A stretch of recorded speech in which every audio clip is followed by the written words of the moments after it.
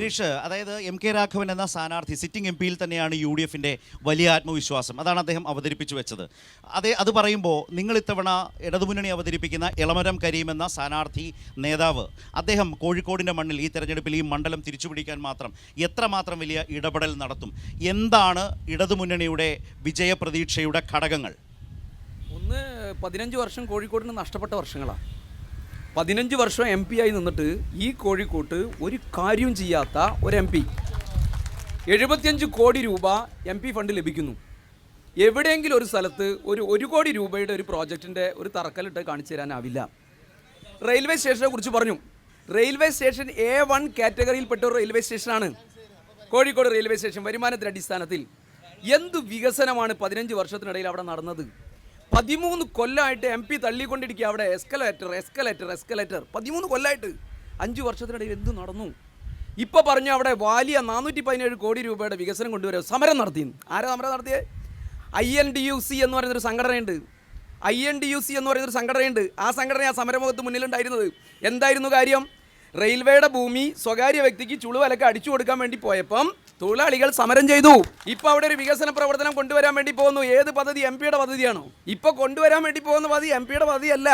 അതവിടെ റെയിൽവേയുടെ regulation authority നടത്തുന്ന പദ്ധതി. റെയിൽവേ സ്റ്റേഷൻ ഒന്നും ചെയ്തില്ല.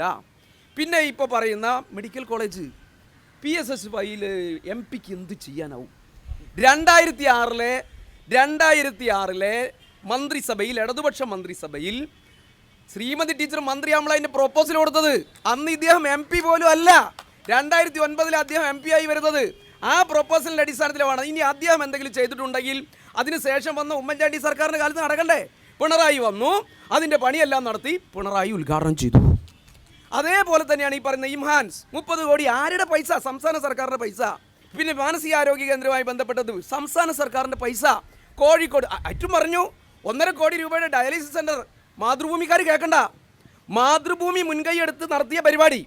അതിൽ 50 ലക്ഷം നമ്മുടെ MP കൊടുത്തു.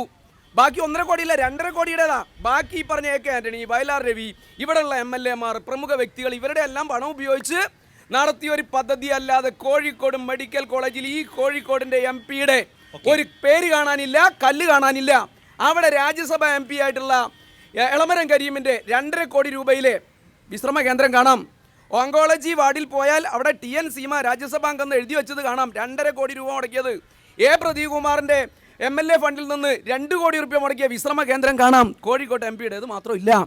അത്ഭുതകരമായ അപഹാസ്യമായ കാര്യമല്ലേ? നാഷണൽ ഹൈവേക്ക് 1700 ചില്ല ഉറപ്പ് ഞങ്ങൾ മുടക്കി എന്നൊക്കെ പറഞ്ഞാൽ നാഷണൽ ഹൈവേ വികസനം തടസ്സപ്പെട്ട് കിടക്കുകയായിരുന്നല്ലോ. പിണറായി വന്നു, കേന്ദ്ര സർക്കാരുമായി സംസാരിച്ചു, കാര്യങ്ങളെല്ലാം ചെയ്തു. കേരളത്തിൽ നിന്ന് മാത്രം സ്ഥലമെടുപ്പിന് സ്ഥലമാണെന്ന് പണം കൊടുക്കണമെന്ന് പറഞ്ഞു. ഒരക്ഷരം വരാരും മിണ്ടിയില്ല. അവസാനം ഒരു സംസ്ഥാനത്തില്ലാത്ത കൊടുത്ത് അതിന്റെ പണി തുടങ്ങി. അപഹാസ്യം എന്നല്ലാതെ മറ്റൊന്നും അക്കാര്യത്തിൽ പറയാനില്ല. സ്റ്റീൽ കോംപ്ലക്സിന് എന്ത് വികസനം? പൂട്ടിക്കിടക്കുക.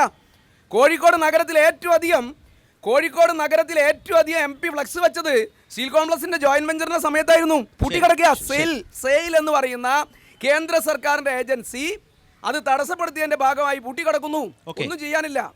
അങ്ങനെ ഒരു കാര്യം ചെയ്യുക, ഈ നഗരത്തിൻ്റെ വികസനങ്ങളെ തടസ്സപ്പെടുത്തുക എന്നുള്ളതല്ലാതെ ഒരു കാര്യം നമ്മുടെ MP-യുടെ ഭാഗത്ത്. ഇപ്പോൾ ഏറ്റവും അവസാനം നമ്മുടെ ഈ പാളയത്തിൻ്റെ വികസനവുമായി ബന്ധപ്പെട്ടുകൊണ്ട് പച്ചക്കറി മാർക്കറ്റ് അങ്ങോട്ട് മാറ്റാൻ തീരുമാനിച്ചു. സമരത്തിന് നേതൃത്വം കൊടുക്കുക. ഈ കോഴിക്കോട് നഗരത്തിലെ കിണറുകളിൽ കോളിഫോം ബാക്ടീരിയ ജനങ്ങളുടെ ആരോഗ്യത്തെ ഗുരുതരമായി ബാധിക്കുന്ന അവസ്ഥ വന്നപ്പോഴാണ് ഇന്ത്യയിലെ എല്ലാ നഗരങ്ങളിലും ഉള്ളതുപോലെ ട്രീറ്റ്മെന്റ് പ്ലാന്റുകൾ ഉണ്ടാക്കാൻ തീരുമാനിച്ചത്. സമരത്തിന് ആവിൽക്കൽ പോയി, ഇപ്പുറത്ത് പോയി, ഇവരുടെ കൂടി അഭിപ്രായമെടുത്ത ആ വിഷയത്തിലേക്ക് കൂടുതലായി വരാം. സ്വാഭാവികമായും നാടിൻ്റെ വികസനം എന്നത് ഏത് തെരഞ്ഞെടുപ്പിലും വളരെ പ്രധാനപ്പെട്ട ഒരു ഘടകം തന്നെയാണ്, വിഷയം തന്നെയാണ്. അവരതിലേക്ക്, നമ്മുടെ പ്രിയപ്പെട്ട വോട്ടർമാരും കോഴിക്കോട് നിവാസികൾ അതിലേക്ക് വരും എന്ന് എനിക്കറിയാം.